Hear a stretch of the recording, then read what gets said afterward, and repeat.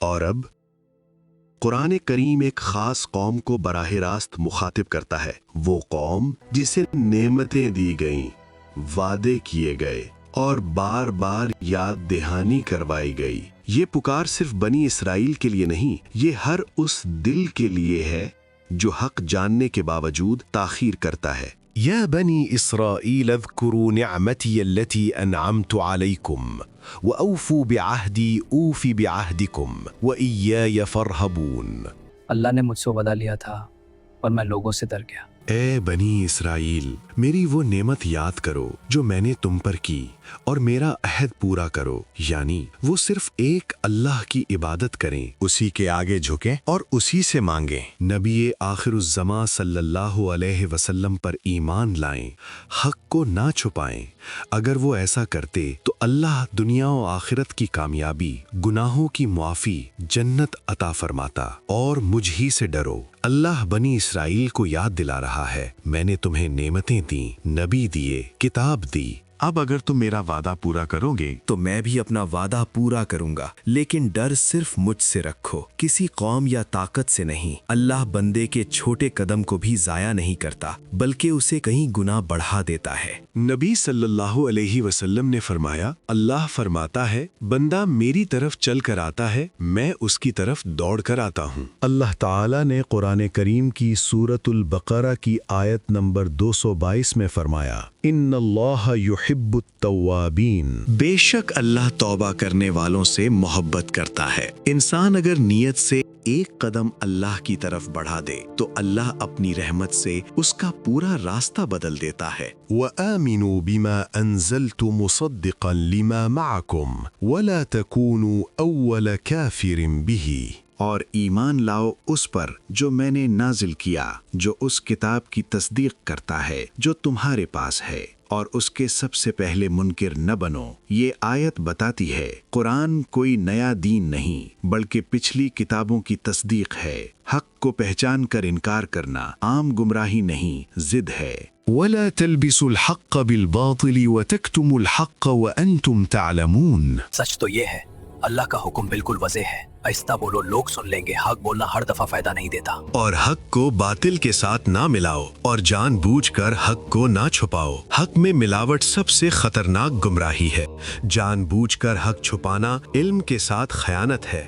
یہ آیت علماء کے لیے سخت تنبیہ ہے۔ نبی صلی اللہ علیہ وسلم نے فرمایا، جس نے علم چھپایا قیامت کے دن آگ کی لگام پہنائی جائے گی۔ جس نے حق جان لیا پھر اسے چھپایا وہ قیامت کے دن خسارے میں ہوگا۔ ہم جانتے ہیں یہ سچ ہے، مگر ابھی مان لینا ہمارے فائدے میں نہیں۔ وَأَقِيمُوا الصَّلَاةَ، نماز قائم کرو۔ یہ نہیں فرمایا کہ نماز پڑھو، بلکہ فرمایا قائم کرو۔ اس کا مطلب وقت پر نماز، توجہ اور خشوع کے ساتھ۔ نبی کریم صلی اللہ علیہ وسلم نے فرمایا، نماز دین کا ستون ہے۔ یہ خیرات کی جگہ نہیں ہے، اگر پیسے ہیں تو سامان لو ورنہ یہاں سے چلے جاؤ۔ وَآتُوا الزَّکَاۃَ، زکوٰۃ ادا کرو۔ نماز اللہ کا حق ہے اور زکوٰۃ بندوں کا حق۔ زکوٰۃ مال کو پاک کرتی ہے، دل سے لالچ نکالتی ہے، معاشرے میں عدل پیدا کرتی ہے۔ جو اللہ کے دیے ہوئے مال میں سے نہیں دیتا وہ دراصل اللہ پر بھروسہ نہیں کرتا۔ یہ لو، کسی کو بتانا مت، یہ اللہ کے لیے ہے، اللہ آپ کو اس کا اجر دے۔ رسول اللہ صلی اللہ علیہ وسلم نے فرمایا، زکوٰۃ مال کو کم نہیں کرتی۔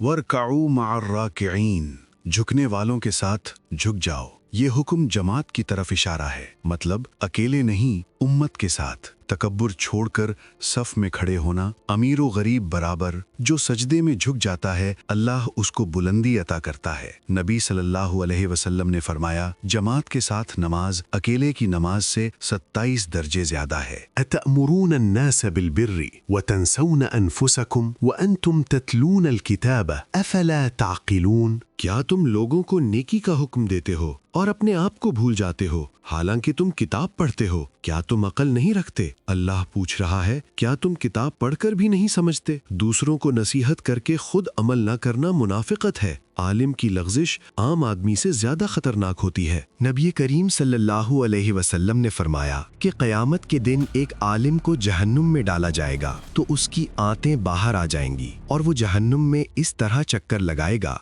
जैसे गधा चक्की के गिर्द घूमता है। जहन्नमी लोग उससे पूछेंगे, क्या तुम हमें निकी का हुक्म नहीं दिया करते थे? मैं तुम्हें निकी का हुक्म देता था, लेकिन खुद कभी उस पर अमल नहीं करता था। ये हदीस इल्म वालों के लिए सबसे सख्त वार्निंग है। अल्लाह के यहाँ सिर्फ बोलना काफी नहीं, सिर्फ सिखाना काफी नहीं, अमल के बगैर इल्म वबाल बन जाता है। ये अजाब इसलिए नहीं कि वो आलिम था, बल्कि इसलिए कि वो जानता था, समझता था, मगर फिर भी अमल नहीं करता था। वस्तईनु बिस्सब्रि वस्सलाह व इन्नहा लकबीरतुन इल्ला अलल खाशिईन الذين يظنون أنهم मुलाक़ू रब्बिहिम व अन्नहुम इलैहि राजिऊन।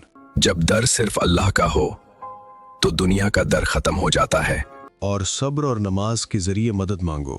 बेशक ये बहुत भारी है, मगर आजिज़ी वालों पर नहीं, कि वो अपने रब से मिलने वाले हैं और उसी की तरफ लौट कर जाने वाले हैं। जिसे आखिरत का यकीन हो उसके लिए नमाज बोझ नहीं, सुकून है। नमाज दिल का हाल बताती है। ईमान जिंदा हो, नमाज आसान, ईमान कमजोर हो, नमाज भारी। नबी करीम सल्लल्लाहु अलैहि वसल्लम ने फरमाया, जब कोई मामला आप सल्लल्लाहु अलैहि वसल्लम को परेशान करता तो आप नमाज की तरफ रुजू फरमाते थे। ये आयात सिर्फ बनी इसराइल की तारीख नहीं, बल्कि हर उस शख्स का आईना है जो हक जानकर भी अपने अमल से पीछे हट जाता है। ये आयात हमें याद दिलाती हैं कि नजात सिर्फ दावों में नहीं, बल्कि अमल, इखलास और अल्लाह से सच्चे खौफ में है। लेकिन क्या बनी इसराइल ने इस नसीहत को कबूल किया?